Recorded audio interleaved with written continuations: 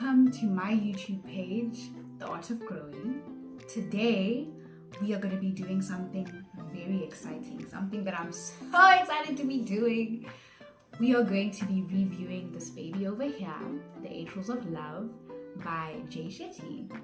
But before we go into that, I feel like I have some explaining to do, especially to the people who have been following my YouTube channel and, it's been a bit here and there inconsistent. And I started this YouTube channel in 2020 when I was writing my poems and reciting them and posting the videos onto Instagram, and I decided to expand that to YouTube. And I would come in every now and then, drop a YouTube video, disappear again, come back, drop another one. And this year I just decided that I want to be a lot more intentional about content creating, or basically documenting my life and my experiences, and to actually make a proper formal entry or a formal comeback onto YouTube. And so I decided to rename my channel The Art of Growing, because when I named my poetry pages Grow Poetry, the idea behind that was that I wanted to use my poetry to document my growth. So my poetry is a journey for me, and through that journey I'm able to see my growth and my feelings and my experiences and my perceptions. And I want this page to be a similar thing, and that's why I've changed it to The Art of Growing, because growth is going to look like different things in different seasons. And in this particular season, growth is about accumulating and assimilating knowledge, right? So through my book reviews, I want to document my attempts at growing and my attempts at learning, and I want to share that particular journey with you guys. So welcome to The Art of Growing. Let's pretend like what was happening before didn't happen. This is now the start of the YouTube channel. And this is the first video that I'm posting on YouTube, and I'm very excited to be reviewing this baby over here. Right, so I'm gonna start. Let's get right into this video, right? So basically, the structure that I want my book reviews to take is we're gonna begin with a summary, right? I'm gonna start by basically summarizing the book, giving you a sort of a synopsis of what the book is about, what the gist is about, trying not to give too much away because I want you guys to go read the book, but just enough to get you interested, or basically to recommend it. After that, I'll discuss the readability of the book. And when I'm discussing the readability of the book, I'm basically going to just be discussing how engaging it is. Is it a book that you're going to fall asleep holding, or is it a book that you're going to pick up and leave? The language, is it easy to understand, easy to follow? Do you need to be on Google after every sentence? And just basically the technicalities. If the book borrows from medicine, borrows from some Hindu text or whatever, is it stuff that's easy to follow and easy to grasp? And basically just how long it might take you to read the book in the terms of its readability. So that's the second part. I'm going to discuss the readability of the book. And then the final part is going to be just like a conversation, like a discussion, what stood out for me, / what I learned, / what I loved, / what I wanted to share, or what I think it might be interesting to someone else, or might be something that someone else can borrow from. The final part is just basically going to be a conversation and a discussion about the salient parts of the book. So that's the structure that we're going to be using for book reviews, right? Not just for this book, but all the other books that I'm going to be reviewing on the channel. So 8 Rules of Love is a book about love. And I actually had to write down, because I'm so obsessed with this book. I really enjoyed it, and I literally had to write down what I was going to be talking about, because I told myself if I don't write what I'm going to be talking about down, I'm going to go off topic and I'm going to talk about this book for an hour. But basically, 8 Rules of Love is a book about love. And the funny story about how I started reading this book was, I initially was reading this one, right? This was last year, and I was into feminist literature, and people on Twitter and book TikTok were talking about bell hooks. So people started talking about this book, and I got the soft copy version of the book on my Kindle. but it just wasn't giving, not the book, but just like the reading off the Kindle and the soft copy. Like I just wasn't assimilating it as fast as I wanted to. So this year I was like, okay, when I get back to school, I'm going to buy the paperback version because, you know, we want to be in our reading era. And every single time I would go to the bookstore, they would tell me, nah, we've spoken to our suppliers, they don't have it, we've spoken to other branches. And I literally go every week or after every 2 weeks to come and check for this book, and it was the same story. So I said, okay, cool, we're reading about love, let's just look for another book that's talking about the same thing. And in the bookshop where I stay in Makanda, there's a top 50 section where they basically show the top 50 books, and this book was up there for like 2-3 weeks. So I was like, okay, there must be something in here if it's still up there for this long. And that's how I ended up purchasing this one. And then literally, I think 2 weeks after I purchased this book, I get a call telling me that this book was available.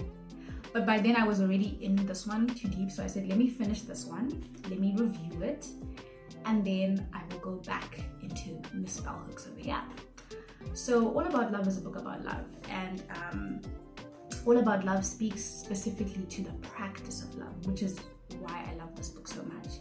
And he basically explains that we are never really taught how to love as people. Like, there's the theory of love, and we philosophize love a lot, but there's no actual practice. There's no actual guideline into how are you supposed to love, how do you nurture love, how do you fight for love, how do you let go of love. There's no actual guide in that respect.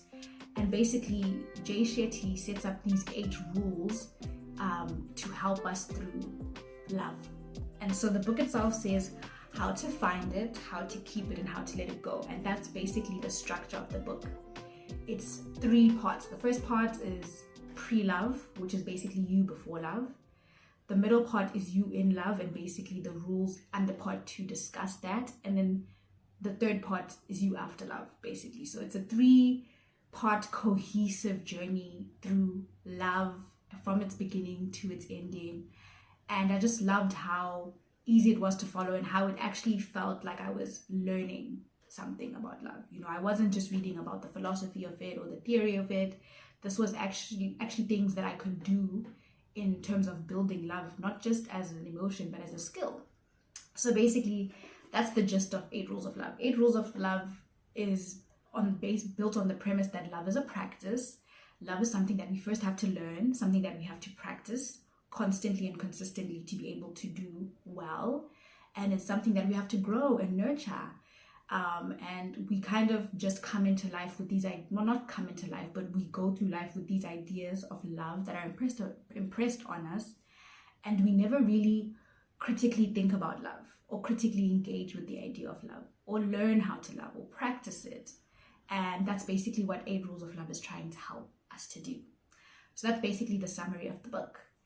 In terms of its readability, the book took me about a month and a half to read, which is pretty good, because when I read What Happened to You last year, What Happened to You is a book by Oprah Winfrey and Dr. Perry, and that took me like 2-3 months to read, okay? But this was 1.5 months to read, and it also had to do with like trying to fit reading into my own like schedule and stuff. But like, it was a book that I found very interesting and very engaging. It wasn't a book that I wanted to read in 3 days, because I felt like with every chapter and with every rule, I wanted to stop and sort of like ruminate on it, like, you know, take it all in, think about it, reflect on it, and then move on. So that's probably why it may have taken me a lot longer, but it was very easy to read. The writer's style is very easy to follow. He borrows a lot of his teachings, or basically his examples, from his experience as a monk. I don't know if you guys have read Think Like a Monk by him, but he basically borrows a lot of his teachings from that space. But everything that is a foreign concept or a new idea, he explains first, so nothing feels foreign or nothing feels like you can't understand it. But I love how he borrows from like Sanskrit texts, and he borrows from his experience with meditation and all of those things, and he sort of brings those things into his entire discussion in the book. And those are things that I guess are a bit different from me, being a Christian, but I could still learn from them, or I could still understand the examples, or I could still draw similarities with my own spiritual journey, and that made the book all the more interesting. So I'm going to give the readability a strong 7.5 out of 10. So yeah, I really enjoyed reading it, and I feel like it's an easy book to follow and an easy book to read for anyone, right? And then into like the conversations from the book. I think the first thing that stood out to me about the book, or the first thing I loved about it, was just how actionable it was. I think I've said actionable like 2-3 times already, but it was just a book that constantly called on me to put what I was reading into practice. And I think that's very important when you're reading self-help books, because it's so easy to read self-help books and be convicted by self-help books and be like, okay, this is what this book is saying, this is so important, I should implement that in my life, and then you kind of close the book and then you go on about your life. But with 8 Rules of Love, at the end of the sections, there's like little activities. So it'll have sections like this. I don't know if you're going to be able to see that, or if the camera will focus, but it'll have sections like this that says like, try this, right? And then there's like little activities that you have to do every day or after every section that kind of have you implementing what you're learning. So for example, I had to write myself love letters. I had to write love letters to my parents. I had to write love letters to my friends. I had to write love letters to people who hurt me or to people that I hurt. And it's just a very practical book that makes you really reflect on what you're reading and put it into practice. And I know it's going to be one of those books that I'm going to keep coming back to, right? I've read it now in this current season, and I feel like when I enter a new season, whether it's romantically or another season where I'm going through heartbreak, this is a book I'm going to come back to, and I'm going to read, and I'm going to do the exercises, and I'm going to do the activities, and I'm going to be able to constantly practice it. So that's the one thing that stood out for me. This is the first book that I've read that I've actively had to engage with and sort of like implement basically into my life. And then just like in terms of the rules, there's 3 rules that really stood out for me, or that I really want to talk about. Not to say the other 5 were absolute nonsense. All of the rules, amazing. But these 3 really spoke to me and really spoke to where I am and what I wanted to learn and what I wanted to get out of the book. So the first rule was rule 2, right? And rule 2 was don't ignore your karma. And like rule 2 didn't have anything in it that I've never heard before, but I just love the discussion that he brings into rule 2. And basically rule 2 begins with him explaining that as adults we get to a position where we are constantly making certain decisions and we're having the same outcomes, right? So why do I keep ending up with these ancient niggas? Why do I keep ending up in uncomfortable situations? Why do I keep attracting people who treat me a particular way, right? You're constantly receiving recurring karma, as he calls it. And then he basically speaks about the karmic cycle, and he explains that we begin with impressions. Those impressions influence our choices, and then the choices influence our consequences or our karma. And he speaks about how when we enter this world, we're a blank, and this is something we've heard before, like we're a blank canvas, and people, life experiences, society begin to impress on us. So our primary caregivers, our parents, then we go to school and we make friends and we find boyfriends, and all of these experiences are basically imprinting on us. They are making impressions. And then we get into adulthood where we are now in a space where we can make our own decisions, and we're making all of these choices and decisions based off of all of these accumulated impressions, and then we're looking at the consequences and we're confused as to why these are the consequences for the decisions that we're making. And he basically speaks to critically engaging with our impressions. If we want to change the outcome, basically if we want to change the karma, we need to look into our impressions. And what I found different about his discussion that I haven't seen in other discussions is not just the discussion on our parents, because when we think of therapy and psychology, that's a very prominent conversation, how much our parents impart or impress on us and how that affects our romantic relationships. But he spoke to the idea of social media, and I feel like being a millennial, social media is obviously, or for me, I'm a millennial. I don't know what you guys are, but social media is such a big part of our lives, and the material that we're consuming on social media impacts our impressions of love and our ideas of love. And there's a part where he says, think about the first song that you ever heard of in relation to love, and what was the messaging of that song, and how that impacted your idea of love. And it wasn't the first song I heard about love, but the first song I thought about was Love Is Wicked by Brick and Lace, which was like probably came out when I was in grade 3, grade 4.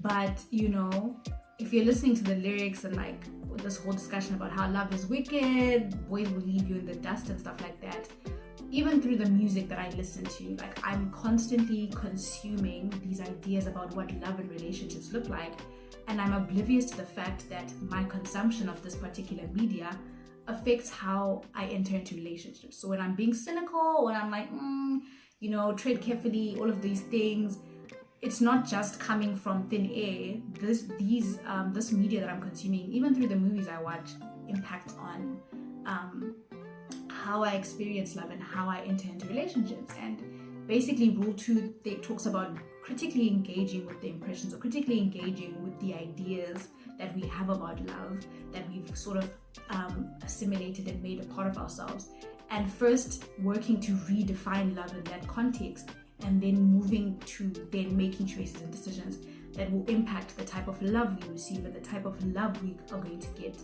from the relationships that we end up in. So I really loved that about rule number 2, that it made me go back and actually, because there's actually practice questions where it's like, okay, think about the first song, think about your favorite romantic movie. What does it say about love? What from that romantic movie, or what from that music do you see in how you love people, how you approach love? Think about your relationship with your parents, which is obviously a big part as well. What is that? What were they imparting about love to you, and how does that affect how you show up in relationships as well? And so I really loved rule 2. And another thing about rule 2 that I really loved, a really interesting thing, was when he spoke about, what did he say? Giving yourself what you want to receive, right? And the brain is basically a very easy model, right? What you constantly keep doing, what you constantly keep telling it, what you constantly keep impressing on it, it will make, it will make true. You know how girls speak about like, I'm in my delusional era and stuff like that. Like what you constantly impress on the brain, it will believe, and that then imparts or affects the decisions that you make. And so he was speaking about, if you're the type of person who desires to have a partner who buys you flowers every week, or who takes you out on dates every weekend, or who flies you out and travels with you, start practicing doing those things for yourself. So you want flowers? Buy yourself flowers constantly. You want to be taken out on dates? Take yourself out on dates. Treat yourself a particular way. When you constantly do stuff like that, you are impressing on your brain that this is me, this is what I deserve, this is the standard, and that then affects your choices. And when those choices are affected, your karma or the consequences change for you too. And I really loved that, basically. I really loved that example that he gave. And basically, the rule number 2 just speaks again to that thing that we're always hearing, that life will continue to teach you particular lessons until you learn them. Like if you ignore the karma, or you ignore the consequences, and you don't go back to do the work or critically engage with certain things, you're going to keep ending up in the same space until you learn. So I really enjoyed rule 2. And then another rule that I really enjoyed was rule 3. And rule 3 spoke about defining love. And it was called Define Love Before You Think It, Feel It, or Say It. And I absolutely was obsessed with this rule. And it really made me think about what I had started reading all about love. Because this is obviously more from a feminist perspective, but I love how these 2 books have sort of made me challenge my understanding of love. Like Bell Hooks speaks about love as like revolution. Okay, no, I'll talk about bell hooks when I finish bell hooks and I review bell hooks. But Jay Shetty talks about love as the desire for the spiritual growth of another person, or as the desire to be an active participant in the growth of another person. And I love how both these books remove you from the center of the conversation about love. And I felt very convicted because I feel that as a person, I don't know if this is the same for anyone else, like when we think of love, we always think about it in relation to ourselves. We center the idea, or we center the conversation about love around ourselves and what people can do for us and how we want to feel loved. But we don't always think about how we are giving love and how we are practicing love when we are dealing with other people. And I love how he defines love beyond just the feeling something for someone and loving someone or wanting good for someone, to actually wanting to be an active participant in that particular person's growth. And basically he explains that it's important to define love a particular way, because when you define love a particular way, you then begin to practice love in that particular way. So if your definition of love is centered around yourself, you become a selfish person in your relationships, because your idea or your definition of love is centered in that regard. But when you define love beyond yourself and look at it in terms of how you are impacting people or impacting other people, you then are able to love people differently. And I love that conversation, and it speaks so much to Christianity and the idea that God is love, and that we love in how we treat others, and we love your neighbor as much as you love yourself, basically. And it's like, I think what I love so much about this book is it's not things that I've never heard. It's just the way that it's put and the way it gets me thinking about myself and how I can practice love and how I can improve in my relationships and be a better loving person. So Rule 3 basically speaks to that idea of defining love, and it divides love into 4 phases, and it explains how there's attraction at the beginning, and that's where a lot of us stay and a lot of us die. But there needs to be work to build compatibility. There's practices that you have to follow in order to grow your love.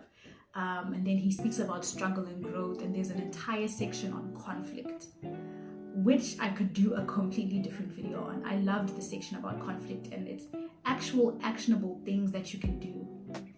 See, I said actionable again. Actual things that you can do through. He literally walks you through conflict, the type of questions to ask, how to deal with it, and guys, I could talk about this book all day, as you can see, but it's just I love how he challenges you to think about love beyond I like you, you like me, this is how you make me feel, I feel this way about you. And also think about, okay, when it comes to conflict, how are we dealing with conflict? How much do I want to see you grow? How much do I want to see you fulfilling your purpose? I think it's Rule 4 or 5 that speaks about how you fulfilling your purpose, or you walking in your purpose, is a very important part of you being able to show up in love. And I love how he basically broadens the definition of love for me. So that was Rule 3.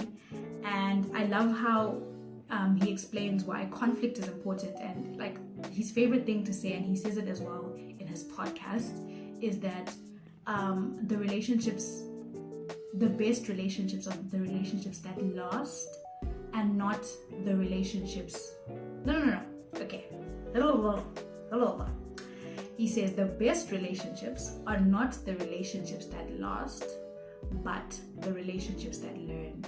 And it was very important for me to hear the conversation about conflict, because conflict is uncomfortable, and disappointment and pain, all of those things are uncomfortable, but they're an important part of relationships, and they're an important part of the growth of a relationship. And sometimes as people, or as, let me speak for myself, you get to that stage of like conflict and growth, and you're kind of like, this is not for me, and you leave, and you're missing out on the important lesson that life is trying to teach you. Going back to Rule 2 again about, learning. And so I loved the conversation in Rule 3. And then another conversation I really enjoyed was in Rule 7. And Rule 7 was you don't break in a breakup. And this is basically the third part. So this is him talking about letting go of love and how to go through healing from heartbreak.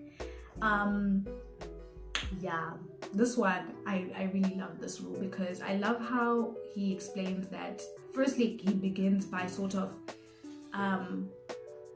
affirming the experience of heartbreak. Like, you're not crazy. Like, he goes into all of the scientific research that's done about how, you know, when you're going through heartbreak, the parts of the brain that deal with like physical pain light up during heartbreak. So you actually feel physical pain. Like, heartbreak is real, and it's something that you go through, and it's something that you feel. And I think what I loved about his conversation was, whilst it's important to sort of feel pain and feel sadness and feel loss, it's also important to think about what you're losing. A lot of the time when we're going through heartbreak, it kind of feels like you are breaking, your life is ending, life is over, you're never going to be able to love again, you're never going to be able to smile again, this is the end. And he's basically explaining that when you talk about love and breakups, you need to be able to define or understand what's breaking. Your expectations of that person are breaking. The life that you guys had built together are breaking. Is breaking. The plans that you had made for that particular person are breaking. The trust that you had in them is breaking. The respect that you had for them is breaking. But you are not breaking.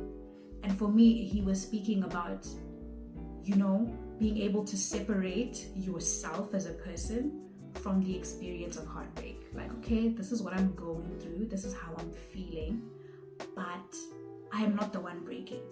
All of these things are. And doing that might not make you feel like, okay, you know, this is great, but it really helps you kind of think about heartbreak as an actual natural part of life. The same way animals, you know, grow and then they shed their skin. It's the same way that love comes. We take love, we experience it, we grow it, we nurture it, we honor it when it's there. And then when it has to go or it's time for it to leave, we naturally grieve the loss of the love. But that is not the end of the world. It's a cycle, and then love is going to come again, and then you're going to be a good steward of love when it comes, and then if it has to leave or when it leaves, and then love comes again, and it's a cycle. And if you think about relationships and love that way, you are constantly sort of grateful for being able to experience this entire journey. So I loved Rule 7 as well, because it really made me think about love. And also there's a lot about Rule 7 that called me to reflect. So he talks about how it's important to reflect on your past relationship and your experience with your exes, because he says every single ex or every single person from your past has something they were trying to teach you, or there's a lesson from there. And you know, when you leave a relationship or when you have to let love go, you mustn't just, you know, okay, this is over, you know, move on with your life. You must stop and think, okay, this is why it ended, this is why it had to end. Whether it was their fault or your fault, you get to sort of reflect on your past relationships and see what you can learn from there, or what it can teach you, so that you enter into new relationships and become a better practicer of love. So that was basically Rule 7. Rule 8 also speaks to the idea of love again and love. Rule 7 is love again and again. And it's basically talking about, again, what I was speaking about when I was speaking about Rule 3. Just learning to love beyond yourself. Not just love people, but love the world, love the community, and how when you practice love in minuscule bits, it affects how you love everything. So when you begin love in part 1 of the book, where it talks about loving yourself as a person and nurturing love within yourself, then you go into part 2 of the book, where you are talking about nurturing love within your romantic relationships, your friends and your family, and then thinking of love in a wider context. There's an entire section where he talks about love in the workplace, loving your colleagues, loving your community. And I just love how this book just didn't focus on love between Jane and John. It spoke about love as an entire concept and as a practice that you have to practice with everyone. All of these things that you learn in this book are stuff that you can practice with your family members, stuff that you can practice with your friends. And I just really love that about the book. So I think that's what I'm going to say for today. I'm so happy I stuck to all my points. I didn't go over. I don't even know how long this video is. I'm about to find out. But I really enjoyed this book, and I really enjoyed this conversation about love. And if there's something in the video that you found really interesting, something that you want to discuss from this video, please don't hesitate to drop down a comment in the comment section and we can continue this conversation about love. But yeah, that's what I have for you guys today. In the next video, I'm gonna review her. I'm so excited about this book specifically because I'm getting into like feminist literature, and yeah, this one we're going to have a very fun, interesting conversation about love from a feminist perspective. Oh, you guys are not ready. You're not ready. You're not ready. And then when I'm done with this one, I'm actually going to do a comparison of the two. I just want to speak about how he theorizes it, how she theorizes it, what they disagree on, what they both speak to, and stuff like that. Like, guys, I'm geeking. Like, I'm so excited. Can you see how I'm excited about these book reviews? So you better follow. You subscribe. Yes, not follow. You subscribe, comment, like, share this video with people who love to read. People who don't love to read also must watch this video so they can love to read as well. And yeah, guys, I will catch you in my next video. Thank you.